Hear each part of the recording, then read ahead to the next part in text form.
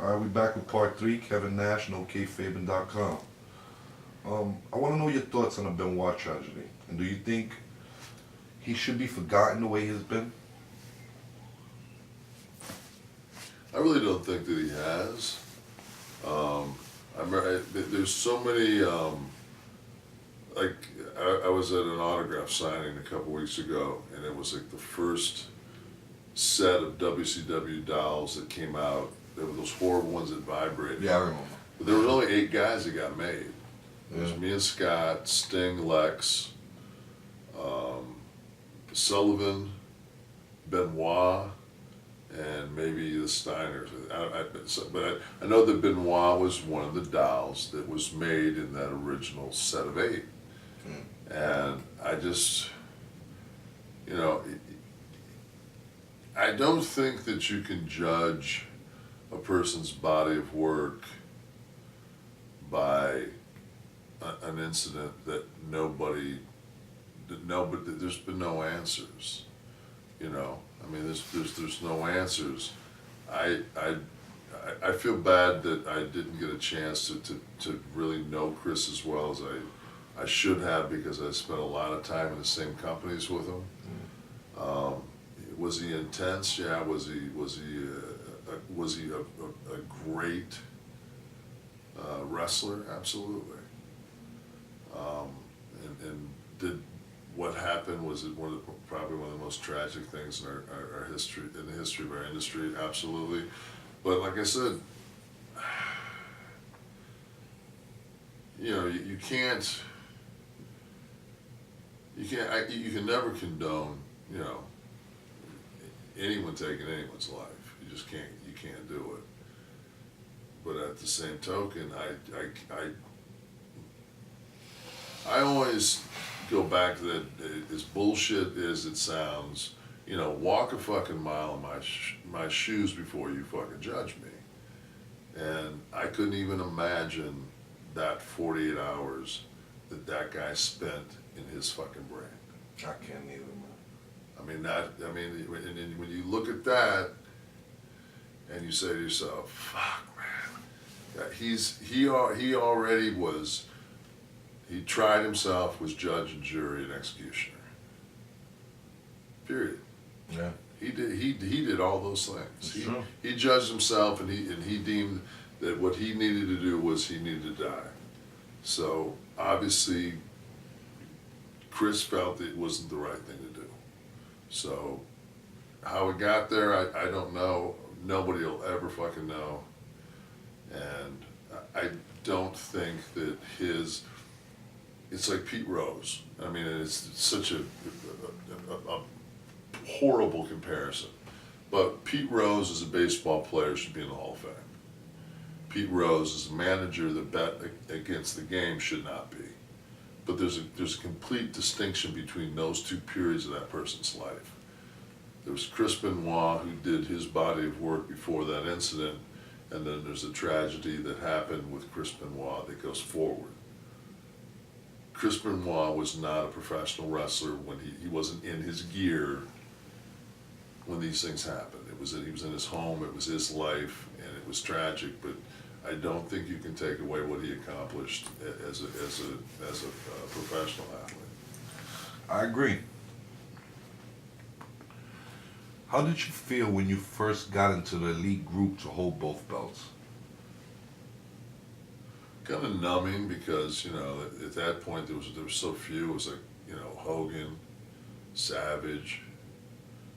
God, there wasn't. I think Flair. I think there wasn't many guys. I got the names here. Buddy Rogers was first, Flair, Hogan, Macho Man, Nash, Show, Sid, Brett. And when they closed the company, Booker T, Benoit actually did it too. Right. But those are iffy because they held the world title. They didn't hold the WWE title like y'all did. Right. You know? So Booker T, Benoit, and Goldberg all hold the world title. They didn't hold the WWE title. But they did jump from company to company and win both belts. But I still don't consider them winning both belts because one was WWE, one was WCW. Right. You know, the thing was too, you know, it is, you know, you can say what you want to about belts and, you know, belts still were, they didn't move around a whole lot back then. You know, when you became the champion, you know, it was like. It meant something. He was a man. Yeah, it did mean something. It was an accomplishment. All right. The question was, how did it feel when you first got into the elite group to hold both belts? Your thoughts now on that? Sometimes I look at the career I had and I just say to myself, like, I did hear you mention it one time. Yeah, that you hold both belts, and that's an elite group that held both belts. and I think it says as much for your ability to do to work main event style in the ring, but probably more importantly is to politic at the highest level backstage. And that's, you know, a part of the game that so many people don't understand, that, you know, you have to, you know, it was way more cutthroat back then, you know. Yeah, I know. It wasn't guaranteed money. I mean, it wasn't WCW at the end, but when I looked at my first contract with the WWF that I signed June 6, 1993, and I was guaranteed 10 shots at $150. I know, I heard you mention that. Wow. $1,500 fucking guarantee. Wow. You know, I sit here and I think about that, and I'm watching y'all guys on TV, thinking y'all just got it. Unbelievable. Shit, man, you're taking draws. You're taking a $200 draw every night on a European trip just to come home so mama can put some groceries in the fucking cupboard and fucking pay rent. Unbelievable. All right.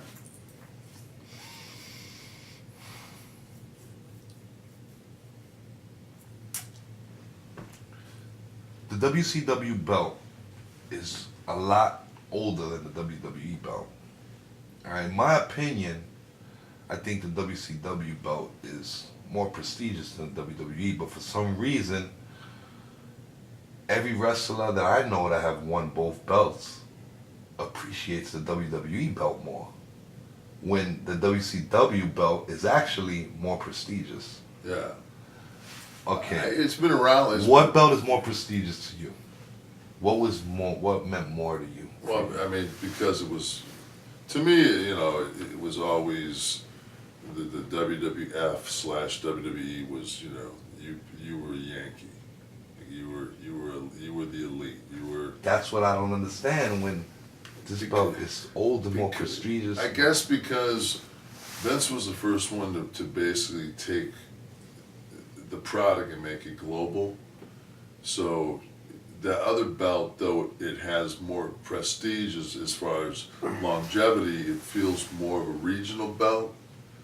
I didn't know who the fuck Dusty Rhodes was until he was in fucking yellow polka dots on Wow, you kidding me? I had no idea who I knew he him was. before that. You kidding me? We didn't get that Southern wrestling. Oh, okay. We didn't Yeah, get I lived in Florida for a while, so I watched it. I was a northern kid, man. Yeah.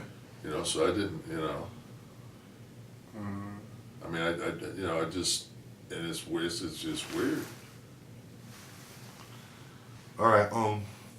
Your feelings on the business, meaning, do you love it? God, if I don't, man, I don't know why the fuck I keep coming back after all the fucking surgeries I have. If I didn't love it, I'd definitely save my money. I mean, there's aspects of it that like it's like a relationship. I mean, after you've been in something for over 20 years, I mean, there's nothing I've done longer in my life besides breathe and shit than wrestle.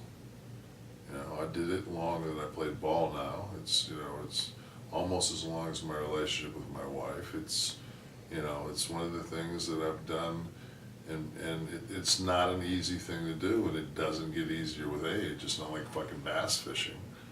You know, to go out and bump around, to do that ladder match that I did at 52, fucking that took shit out of me, man. That beat the fuck out of my body, beat the fuck out of me.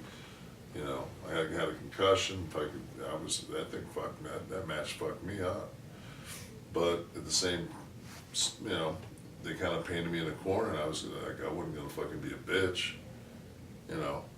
I fought my whole life not to do a ladder match, and at 52 years old, I get booked in a ladder match.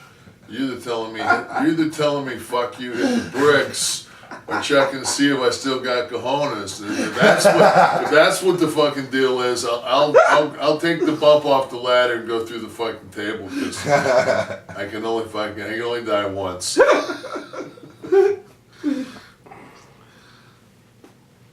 Your thoughts on the business today? You know,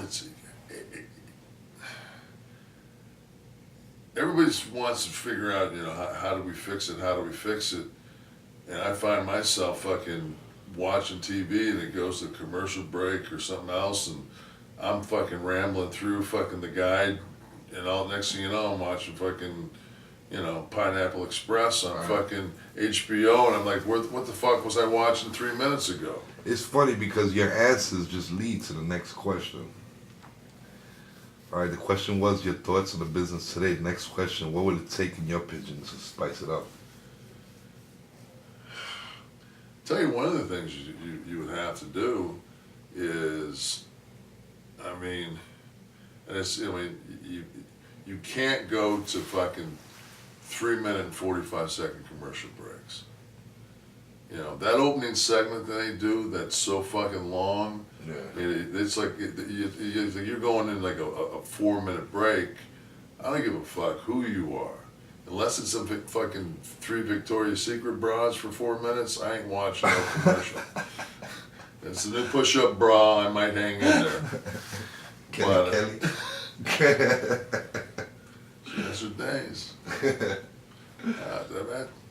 You know, it's one of those things too. You know, it's just like it's hard to keep people's. My son's like, you know, he's such a great age to watch and to study as a consumer, because when he was young, he would play video games and would go through. He'd just play a game, beat it, go to the next game. Where now, you know, like with Modern Warfare and everything else, they play online, and it's just like, I buy Modern Warfare, that fucking kid don't play nothing else, and then he'll play Fallout for a while. And that's like a backup game, but then he always, next thing you know, I'll go in his room and he'll be in some ghillie suit, climbing around with a fucking 50 cal, you know, getting, Dad, I got 14 kills. It's true. It is, man. I got it. Hey, I do it.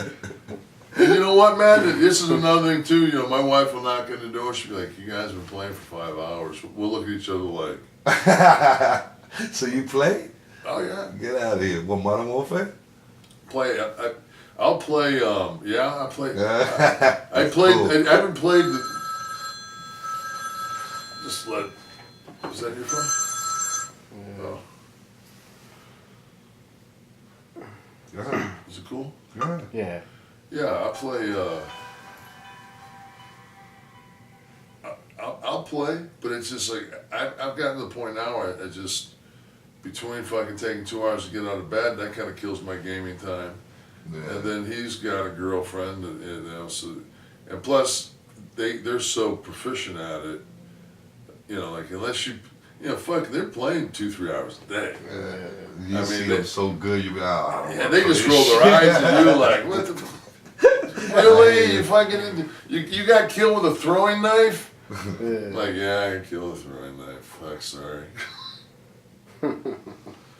All right. I showed you a video earlier. Certain things in this business is taboo.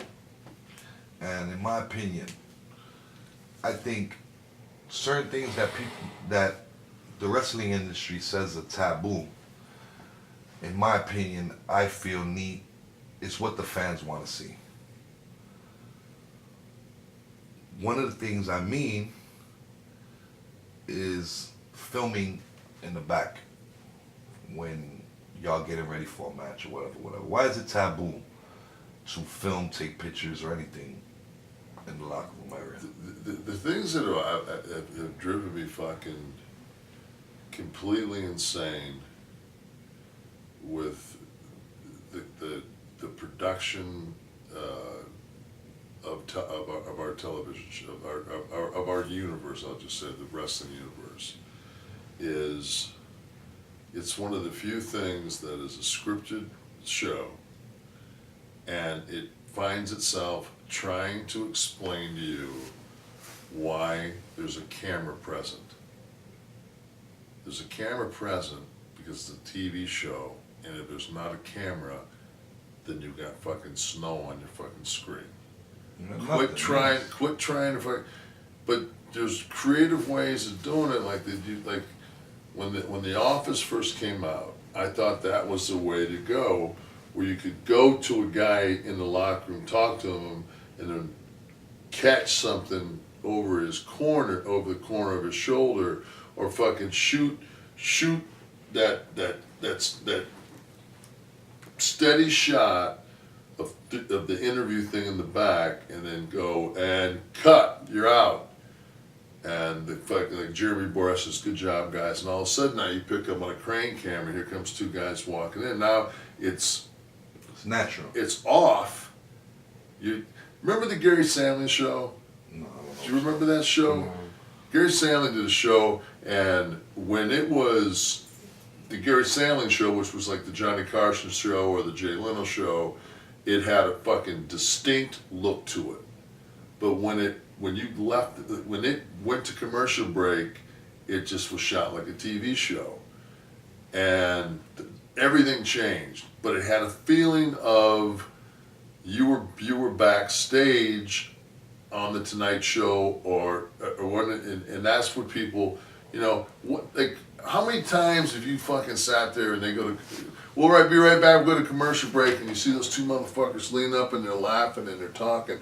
That's what you want to hear. Yeah. You want to hear that conversation. I don't want to fucking hear about your fucking movie.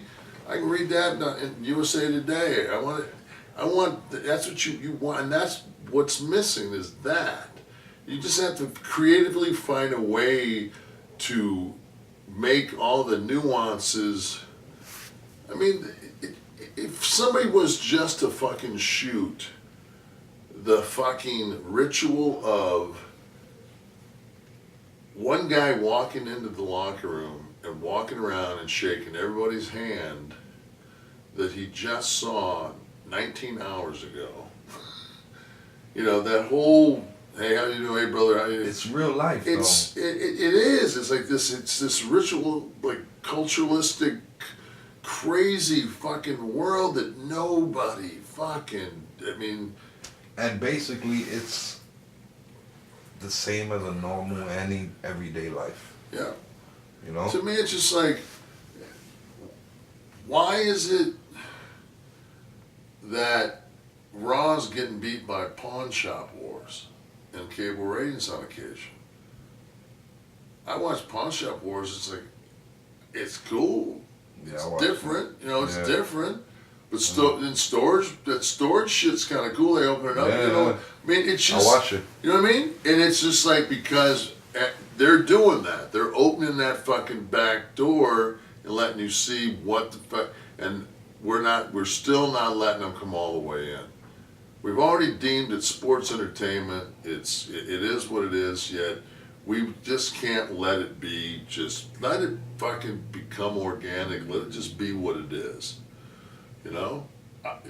I would love to, because there's so many guys that fucking, guy walks in, says hi to everybody, guy walks out, and fucking four guys look at each other, fucking asshole. But you just sat there and fucking, say hi to him. Yeah, like he was a priest coming. Real hypocritical. Yeah, it is. It's just it's fucked up, but it is what it is, and it's just like there's a lot of mileage to be made on just all those emotions. And then the guy that's there that's wondering, if he's going to get cut any moment, and he's got a baby on the way, and those are the real life things that, that could make a difference, to make it, how many times can you fucking say I'm better than you, I'm better than you, and go back and forth? It's just like, so many times in wrestling that they'll say, I mean, right there, you'll smack him. I can't think of one time in my life when I got to the point where I'm going to strike somebody that if I'm going to get off a fucking shot on you, I ain't going to hit you with I ain't going to hit you as hard as I fucking can and just follow it. I'm not going to, I'm going to bitch slap you?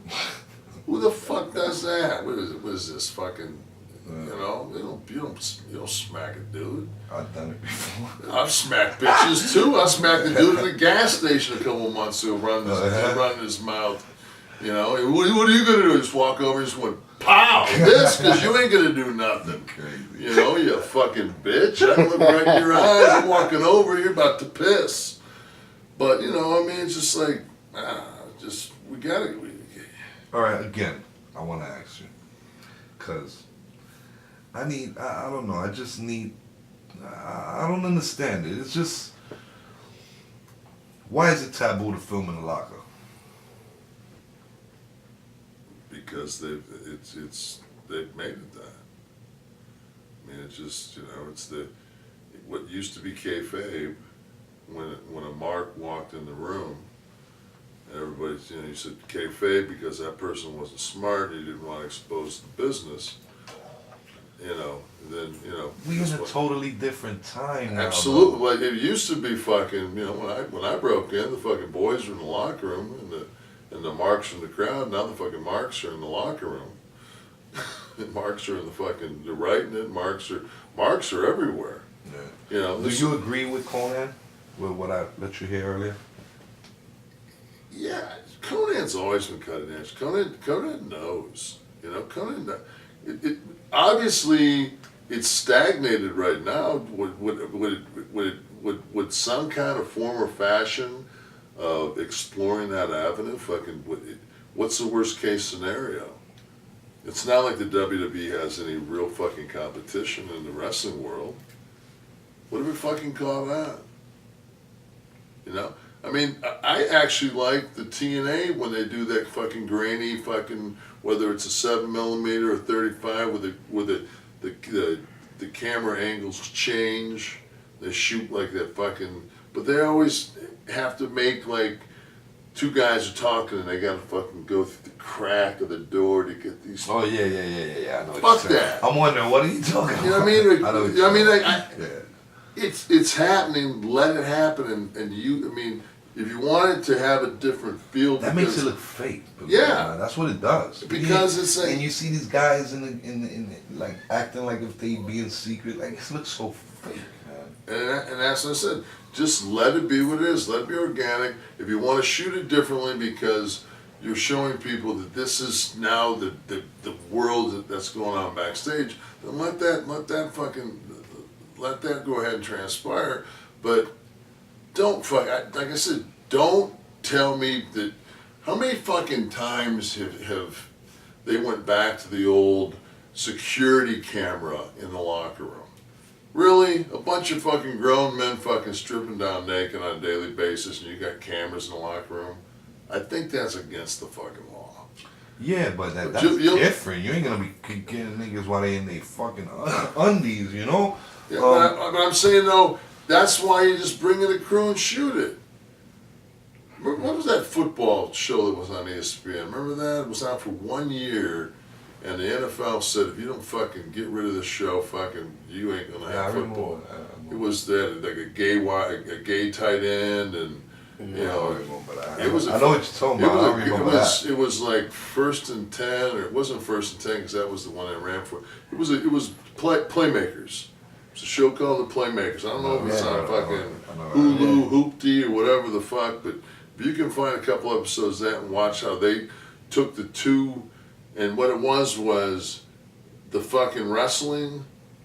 It was the equivalent of almost how wrestling is now, where it's a backdrop to the story.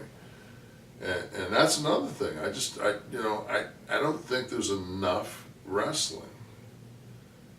Like I want to see. I don't want to see it. Why are we having a match that is 4 minutes long? And it's a tag. It's a 6-man tag, and it's 4 minutes long. Horrible. and the guys in it want to get their shit in. So now, now it looks like fucking 6 guys on fire trying to put each other out. 6 guys on coke or something. Yeah, fucking six guys on fucking double espresso. All right, the curtain call. Can you speak on that? Yeah, I was there that day. That was one of those situations where it was really not done with malice. It was just, hey, Vince, this is the last. That was permission. Yeah, we asked. So why did I don't understand that. If you asked and you got permission, why did Triple H get the heat? Why did y'all get heat? Y'all asked permission. I don't understand that. Same reason that we were all supposed to go out to dinner at Smith and Walensky's that night, and that was canceled. Because when it was explained, it seemed exactly what it was, but when you saw the raw motion of what happened in the Garden, Then you said, now you've dropped the fucking bomb on Hiroshima. yo, let me tell you. And you just can't let it fucking go, you know. Let me tell you, I was there that day. You fought Shawn Michaels in Steel Cage. Ultimate Warrior was there that day. He fought Owen. Razor Ramon fought Triple H. I remember it clearly. I was there that day. I seen everything going on, and I did not know what was going on. Triple H wiped the mat with Razor Ramon that day. Told him, this is your one-way ticket out of here. Came in at the end of the match and hugged, and I was just like, wow, I didn't even know what to think that day. Yeah. It was But incredible. I couldn't believe it. But now you think about it, and that's one of the few times that you ever really saw what you take those 4 characters, you take them off that television set, you put them in a raw motion of fucking 4 guys that have spent fucking the better part of 3 years of their life, 300 days a year together, and you're saying goodbye, because in this business, when you leave to go to another company, you can have with all intentions to say that I'm going to stop, we will stay as close as possible, but you fucking know, man, the minute you go on your schedule and I go on my schedule, It's the same way in the street. always going to be. It's the same way. Always going to be, and it's just it doesn't mean that the minute I haven't seen I saw Shawn a little bit at Mania, but we're doing an autograph session together for our next Saturday in LA, and we're both staying over in LA Saturday nights. We go out, have dinner, sit down, talk, be Sean and Kevin, and just catch up, but not on a phone, not on a text, not on no bullshit. Yeah. Across the table, 2 dudes, been buddies for 20 years, catching up, and I'm looking so forward to that, because these are guys that are they're my boys, man. These are my motherfuckers, man. I love when I hear you talking like that. You don't know. They are, honestly, man. Because I've been in the, I'm from the street, man. I'm Yeah. from the hood, and you don't find many friends like that, man. Well, but when you do get them, man, and they are few and far between, fucking, you better be fucking street smart enough to fucking hold on to them. Yeah, let me tell you one thing. I look at, and I swear to God, man, you don't know. I look at it, thinking about it now makes my eyes water, and puts, like, seeing when Shawn Michaels, when y'all hugged in the Hall of Fame, oh my God, it was chilling. Seeing the emotion that y'all did when y'all did, and you could tell that was real. Yeah. And that's what I love about wrestling. Yeah, the people always say about that whole Hall of Fame shit. It's just like, if they came to me and said, this next WrestleMania we're gonna put the Click in, we're gonna put you 5 guys in, I would do that. I would do that in a heartbeat. That'd be the only way, because then I know Scott would be, Scott would be in, because that's, Scott needs, Scott's had his demons, man, but Scott was, there ain't many motherfuckers can touch, even begin to lace that motherfucker's boots. I watched him work, man. The guy was one Motherfucker, of the best, man. Shit, he could work with Shawn Michaels as easy as he could work with me and Sid. Yeah.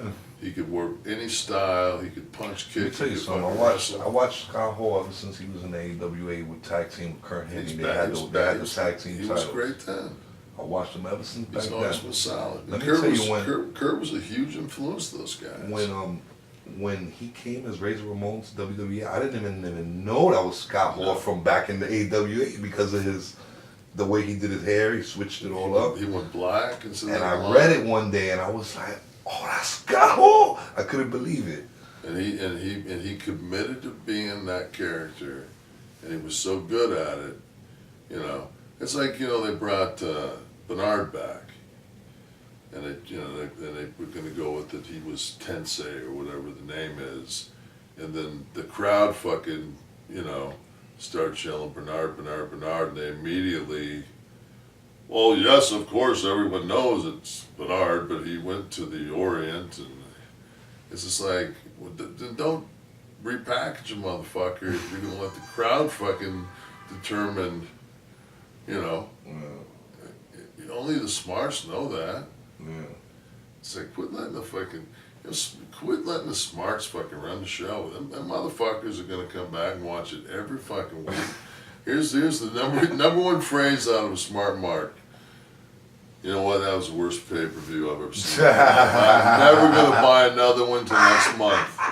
Yo, it's funny you say that because I don't even know what you're talking about, but I can picture it. Yeah, I just like, come on, man, shut the fuck up. All right. I heard you say you wasn't serious about the invitation to Warrior. Can you talk about all that? You know, people always, you know, in this social media shit. Number one, me, I'm 52 years old, about to be 53. That fucking social media, I've said it before, it's a video game. I get on my fucking computer and I play Twitter. I understand. I fucking say outrageous shit to make people's fucking asses pucker up. And when people take little digs at you, you know, and they think they're underneath the radar and then somebody smartens you up to them, all I did was I just put him in a situation where I said, dude, I'll fight you, blah, blah, blah, blah, blah, because I knew the kind of dude that Warrior is. Yeah. When it was like 2 days later and he did his rebuttal and it was edited and well thought out. And I see him reading and everything. And I said to myself, I spent 30 seconds spewing some garbage at him, and that motherfucker turned around and spent 3 days of his life fucking trying to paint himself out of the corner. Yeah. I got no fucking problem with Jim. Fucking the motherfucker lived in, he should know. We've talked. It's just like, but it's just like, oh, you were never one of the boys. You never got it in the first place. That's why you don't get it to fucking work. Yeah. We could have went someplace and fucking we could have made some money out of it. Yeah, it's true. And he's saying he wants to fucking, I want to train for 6 months. I want $10 million. Oh, add 1 0. Like, what the fuck, Warrior? Dude, you understand that fucking Tito and those guys? Add 1 0, it's not gonna do nothing. Yeah, right. Okay, so now it's $1 million. So now you want to fucking you want Pacquiao money? Exactly. Like, who are you, motherfucker? You think you are? Ain't too much. Ain't nobody gonna pay $100 grand to watch our two broke dicks fucking fight in the first place. Let alone fucking $10 million. 1-0. That's $1 million, man. I'll fight any motherfucker on this planet be kidding me. For $1 million cash. Yeah, man. Shit, I'll tap out before you bust my arm, and you only knock me the fuck out once. Right. I mean, I want that big motherfucker to make sure you pull me off. You're fucking wailing on me, but fuck, man, $1 million bucks. Shit, I've got my ass beat for free. Why the fuck wouldn't I take $1 million bucks? Fuck. When you say shit like that, it's either you got a vagina or you just dumb. Alright, we're gonna cut this short, come back with part 3. No, this was part 3. Part 4? Part 4. Wow.